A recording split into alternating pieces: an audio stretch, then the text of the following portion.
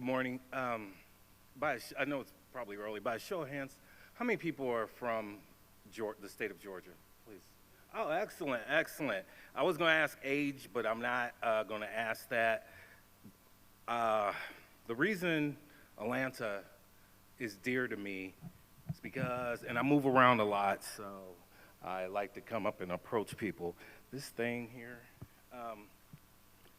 I move around a lot. I usually don't show that many slides because this is not a technical talk. I will repeat. For the next 25, 30 minutes that I'm up here, I will repeat, this is not a technical talk.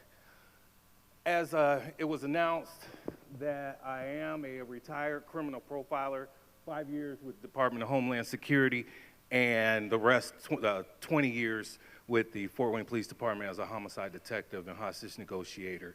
I have a bachelor's in forensic psychology, a master's in psychology, and hopefully next year, if DevOps brings me back, I'll be Dr. Jenkins working on my PhD. With that said, I love this city. When I was 8 years old, maybe 10, in 1979, something happened in this city, and something horrific. 28 children were killed in this city, and I personally, and I know the Atlanta child murder case, it got to the point where I was obsessed. I have over 14 gigabytes of case files, photos, autopsy pictures, interviews saved up. And this was the first time the FBI used its profiling skills to detect criminal activity. They were pretty much right on the suspect, Wayne Williams. But with that said, those kids would have been my age today. And so I fell in love with solving homicides, and I fell in love with psychology and the human mind because of that. And with that said, ladies and gentlemen, we're going to talk about social engineering. I'm going to step off the stage. I'm not going to profile you, so don't worry. Well, maybe. With that said, I'm a person, I always start with the shoes. But ladies and gentlemen, I tell on myself.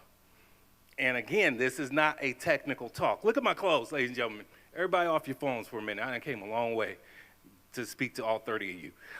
With that said, look at my clothes. I had a vest on earlier. Anybody see me earlier?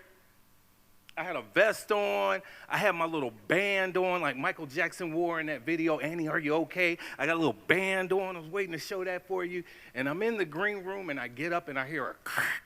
And look where my shirt is at now. Guess what happened, ladies and gentlemen? Somebody take a guess. Yeah, I ripped my zipper. My zipper is ripped. So I tell on myself. And ladies and gentlemen, it's a good observation. Sir, do you notice the wrinkle right there? Yeah. So I didn't come prepared like that. If it was straight and there was no wrinkles, maybe I was trying to set a fashion trend. Sir, what's your name? How you doing? Cam. Cam. Sir, your shoes, I like them. And let me tell you, I always start from the top to the bottom, ladies and gentlemen. His shoes tell me a lot about him, about the way they're tied, the way he's sitting. He's relaxed. But at the same time, Cam cares about how he looks because his shoes match his jacket. You know, a lot of times I come to these tech conferences and we dress a different way. Y'all dress a different way. And that's cool because you're relaxed. You guys are extroverts. I was trying to get my screen up here because I did a profile in Prague and I did a profile on DevOps. So if you want to see that, contact me, get with me. I'll be here all day. I'll give you my information. I'll give you the psychological profile of a developer. And everywhere I go, I like to test it out because I ask people on a scale from 1 to 5, what's the highest that is? And a lot of people say average out to be a 4. So if you're interested in what a psyche of a developer is, let me know. Sir, how you doing? What's your name? Caleb. How you doing? Where are you from, sir? Okay. Do you like it here? So far? Could it be better? Okay. Ladies and gentlemen, Cam did the right thing, and this is what I'm talking about. Cam did real short questions. Smart man, Cam. Real short, brief questions, hard to get into. Some people like to talk. I like to talk. Men, we love to talk about ourselves. Ladies and gentlemen, the defense in our country is getting stronger. You guys are doing a great job. And now that companies are going to be mandated to report any suspicious activity or a ransom situation, sorry about that, The government now is going to be relaxed, but it's going to get tighter and tighter, and people are looking for different ways to infiltrate your company, to infiltrate you. It's on social media. These individuals, you can see it on people selling Bitcoins. How many people have ever got a DM or whatever the kids call it nowadays, an instant message, and they start off a question about, where are you from? What do you do? Have you ever heard about Bitcoins? That's social engineering, but that's a sloppy technique of social engineering. I would drill in more questions. I wasn't going to tell this story, but I think I'm going to. I was in Atlanta at the I'm not even going to say the name of the hotel. I was in Atlanta at a security conference, and this security conference is probably one of the largest security conferences. The company's very major. We were there, myself and another individual. We became friends, and we started hanging around and going to dinner. We even went to a baseball game. Then all of a sudden, there was a third party. And she came in, and she introduced herself to us, and she started asking us a lot of questions. This is a security conference, ladies and gentlemen, a tech security conference. She started asking us a lot of questions. And then at the end of the day, she said she was going to bring us to her location and her company and have us speak. She got all our information, social media. We became, actually, I thought we were friends. One thing I noticed when I tried to call her, I looked at her call, and I was out of the game. When I mean game, I mean intelligence game. I was out of the intelligence game for a year now, so things kind of slipped. And I looked at her business card. Business card only had a telephone number on it. That's it. Nothing else. That's what I used to do when I was when I was a special agent, and when I was undercover, and when I was social engineering. I just put a telephone number on there. That's it. We were social engineered. Two weeks later, when we got back, my friend called me from Philadelphia. His LinkedIn account was hacked. Someone had ran a hard credit line on me. Someone had even contacted the Justice Department using my information to validate my top secret clearance. Ladies and gentlemen, we were social engineered at a security conference. Now, I'm not telling you to look at your neighbor or anything like that and be suspicious of that person, but it's here, it's out there. Certain questions that we talk about. You, sir, and you're like, oh man, he's coming towards me. I know that. Look, how you doing, sir? What's your name? Philip. Philip, okay. So let me ask you a question, Philip, and this goes for everybody out here. Philip, you work for we're a hypothetical situation. You work for AT&T, okay? And you work for Sprint or T-Mobile. Let's do T-Mobile. Okay. Now, before a hack even starts or even ransomware even starts, do you think it's possible that there's an insider, somebody in there? Because if AT&T is going to pay $10 million to get their stuff back and their data back, and Sprint or T-Mobile is only going to pay $4 million, which one do you think the hacker is going to go after? That, and they're going to go after AT&T because that's where the most money is. But they can't do it by infiltrating a system. They have to do it by having an insider threat, someone high up. In order to do that, you need that social engineer to get in, ask questions, get inside that person's head, manipulate them. Social engineering is all about manipulating individual emotions and expressions. Watch this. Oh, yeah, you're like, oh, man. He's like, oh, he's excited. Okay, thank you. I thought you were going to be like, come on, man. We all brothers. Can't we get along? How you doing, sir? What's your name? I'm Robbie. Robbie. Oh, Robbie. Okay, Robbie. Okay, nice to put a face to the name. Okay. Yes. Okay, now let me ask you this, sir. What is social engineering to you? Well, it's basically using something about the person to gain more information. So, for example, my password is password, so there's no social engineering required because it's password. Okay. You're real comfortable and laid back with that. You're real secure. Okay, that's good. Password is password. Okay, now watch this. Okay. She don't even know I'm coming. Watch this. I'm gonna go from the back. Oh, now she looked. Okay. Oh, yeah, uh-huh. So I do all my students like this at Indiana Tech. They hate me because if I see them on an electronic device, I come right by them, I sit down and have a conversation. But I don't mean to embarrass you. Let me ask you this. What's your password? For what? for anything. I want to get into your account. You got a number, 478 is calling your number, 478 area code. Somebody Google that, because we're going to get into this young lady. It's a scam call. Okay. How you doing? What's your name? I'm Lynn. Is it spelled L-Y-N? Okay, L-Y-N-N. Okay, all right. Let me ask you a question. What is social engineering to you? Actually, this was the first time I heard it when you mentioned it. Yeah. Okay, social engineering, what we're doing is, I'm a complete stranger. You don't know me from Adam, and I'm coming to talk to you. What I'm gonna do is, I could talk about your shoes, I could talk about your pants, I could talk about your purse. What I do is I go from top to bottom, and I study the person. And that's what most social engineers do. Thank you for your cooperation. Ladies and gentlemen, the easiest people to profile, again, this is not a technical talk, this is all on human nature. The easiest people to profile on social media are the individuals that do the memes. Because what they're saying is, and if anybody loves posting memes, I'll apologize, but this is what they're saying. I'm afraid to say, or I'm kind of nervous or apprehensive to say what I really want to say, but this meme is expressing what I'm going through today. And they hold it up like a big billboard, and they're looking for your approval. Those people are the easiest ones to profile because it tells you what they're going through at that particular time that post was posted. Ladies and gentlemen, only reason I have social media is to promote my speaking business, to promote TED Talk or whatever, anything like that. That's the only reason I have it. If you look at my social media, all my social media accounts, from GitHub to Facebook to LinkedIn, is Crux Conception.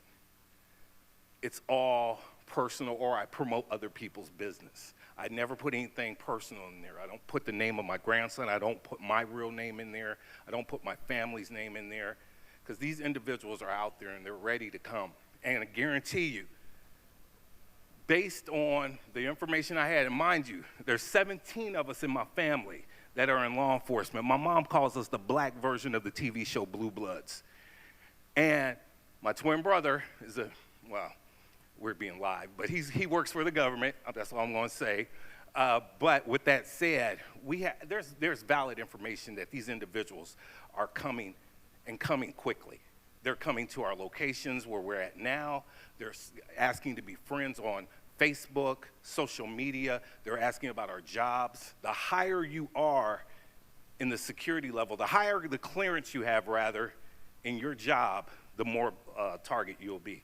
That's a person that I would want to go after. That's a person that I want to get inside their head. Maybe even get their email address, their work email address in time, get their personal email address. These individuals, the good ones, come slow. The information I said about the Bitcoin, that's sloppy work, but the good ones come slow. They come real slow. How you doing, ma'am? What's your name? Shali? Okay, that's a pretty name. Now, what field do you work in? I'm in software, Okay, software. Cox Enterprises, Okay, you like it? How long have you been there? since 2010, 2011 actually. Okay, is it a big company? Where's it located at? 11, I'm not in Cox. I was back in India. Okay, With Cox, I've been since 2016. okay. Do you work at Cox as well? You guys work together? Okay, do you work there too, sir? Okay, I'd like to talk to you later about that, because that sounds interesting. Is that okay? Okay. Actually, I don't want to talk. I do, but ladies and gentlemen, the information she gave me, we're rolling. You're rolling and rolling. And now, I believe she seems like a nice individual. I believe if I was a complete stranger, she wouldn't have given me that information. But right there, I got it. I got the information to the talking. This is an individual, as a social engineer, I'd sit and talk to her for probably like 30 minutes. I'd leave, and I'd come back, and I'd remember her name, because you know why? Not that many people remember names at conferences, because we meet so many different people, but I would remember her name, and then that lets her know that, hey, I'm interested in what she has to say. I'm interested in her professionally. She has an intriguing mind. Her stories are interesting. People can't stop talking about themselves, and eventually we slip. I slip. I slipped in Atlanta 2 years ago. I just told you that story. I slipped. Only thing is, how big are we going to slip? Do we have any questions so far, ladies and gentlemen? Okay. Again, this is not a technical talk. How you doing, sir? We met before. And you showed me the green room, correct? Okay. He's like shaking. He don't want to say a word. What's your name, sir? I'm Bob. My name's Chris. I knew. Okay. Now, this is too cautious, but I appreciate that, sir. Is it Chris for real? Okay. Sir, what do you do for a living? I'm a consultant, And we're at. a consulting firm. Okay. Ladies and gentlemen, y'all may think that's rude, but that's a smart move right there. That's the smart move right there. Short answers. And ladies and gentlemen, this could be done if someone has come contacting you on social media, and that's usually how they contact you, unless you're in a very good job at that. Let's say, for instance, you're working at NSA, or you're working for the Secret Service. How many people know? Let me ask you a question. Speaking of which, because I have a twin cousin. I'm a twin. There's 4 sets of twins in my family. I have two twin cousins who are Secret Service agents. Anybody hear anything in the news that has something to do with social engineering regarding the Secret Service a couple weeks ago? Yes, sir. Secret Service, 2 Secret Service. One of them had the vice president. He was on the vice president's detail, and 2 of them were on the president's outer detail, meaning they walked the perimeter. These individuals were conned by 2 individuals who stated that they were from a foreign country, and they stated that they were federal agents and they were giving gifts of appreciation. They were giving them apartments, giving them homes, cars. They were giving them jewelry. Secret Service agents. This happened 2 weeks ago. They didn't get to finish their plan because one Secret Service agent was suspicious of the activity, and also that Secret Service agent was a criminal profiler. And so they were stopped. Ladies and gentlemen, it's coming. These activities are coming. They're finding out it's more easier to social engineer and get an insider threat than to do it themselves, because the insider threat is the one that's going to get in trouble, not the individuals taking the money. Is that the story you heard, sir? Sir, what's your name? Rich. Where are you from, sir? Austin, Texas. Okay. Cool. You go to a lot of conferences? You go to conferences in Texas as well? Okay. Yeah. You ever been to DevOps in Texas, DevOps Days in Texas, Austin? Okay. How far do you live from Texas? I mean, Austin. I live in South Florida. Okay. South part of Austin. Thank you. Sir, are you 2 from Texas? No. You are? The reason I said that because when I asked him the question about Texas, you looked at him like that. Are you all 3 of you guys together? Okay. Do you know each other? That's a nice watch. Hey, nice. Hey, you are good, sir. You are good. Ladies and gentlemen, that's reflective listening. It's a move. I don't know if you knew that or not, but it's a move hostage negotiators, FBI do. You ask the question. Instead of somebody for a social engineer to keep asking you questions, just pretend it's a fight, and he's just jabbing you and jabbing you. You're doing nothing, just standing there taking a jab. What that man did back there was fought back. He changed the question. So, how are you doing, young lady? Good. Where are you from? I'm local. Local. Okay. Do you work in computer technology? Do? Okay. Okay. You're good. I can see I'm straining you a little bit, but you're doing good. 1 question answers. If you don't know anybody, just one response, a short response, that's just perfect. Because what it does is it makes the person to move on.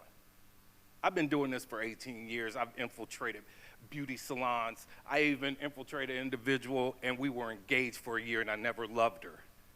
And I'm gonna go to hell for that. I know I am. But I was doing my job. So I blame it on the government. But individuals like that, it's hard to explain because you guys are getting good. He started it, my man back there, with the one response. So you kind of messed up my flow. So now everybody's doing the 1 responses, but that's good. That works. Yes, sir. Okay.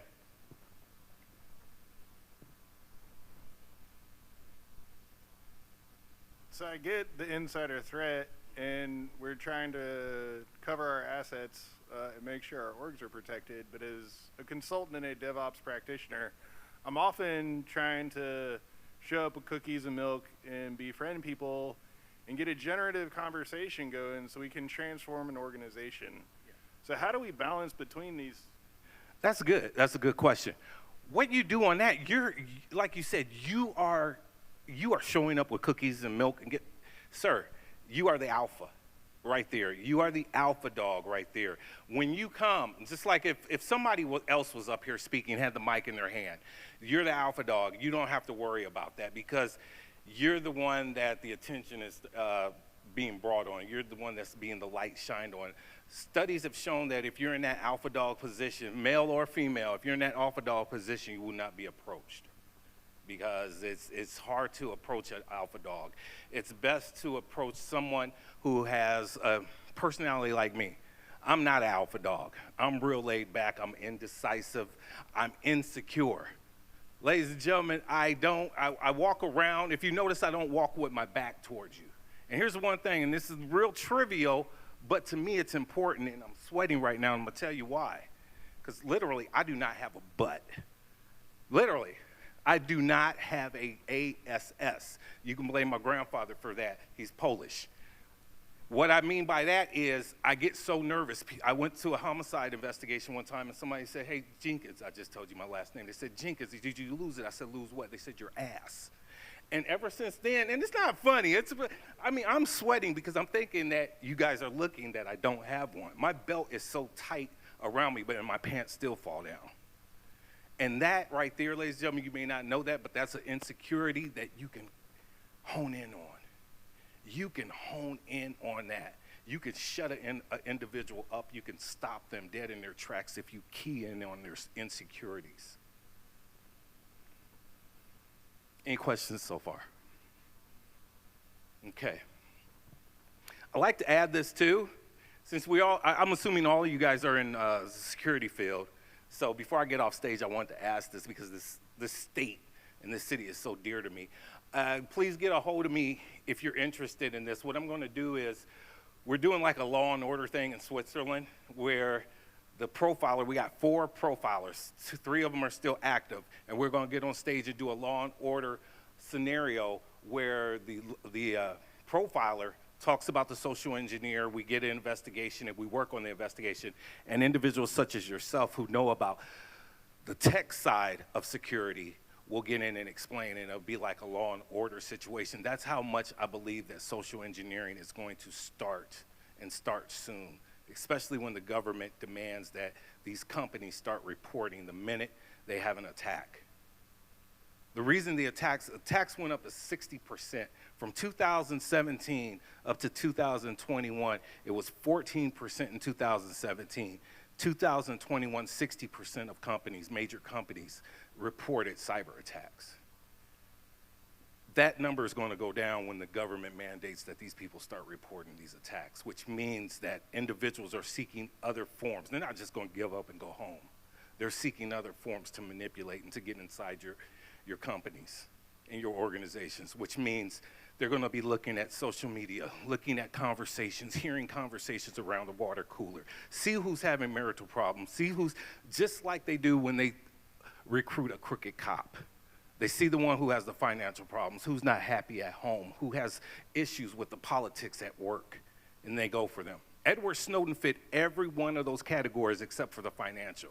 He was upset with the politics of the government, upset with the way NSA was spying on citizens. He didn't have social media. His position couldn't allow him to have social media in the government, but he voiced his concerns and frustrations every day, either at the cubicle or the block, around the cubicle or the water cooler. We cannot help to express our frustrations about something. I'm sure everybody 3 weeks ago talked about the slap. Everyone mentioned that. Heck, this is the first time I even heard them announce that the rules now at a tech conference is because of the slap. Everybody's getting up there before the conference starts and they're reading out the policies.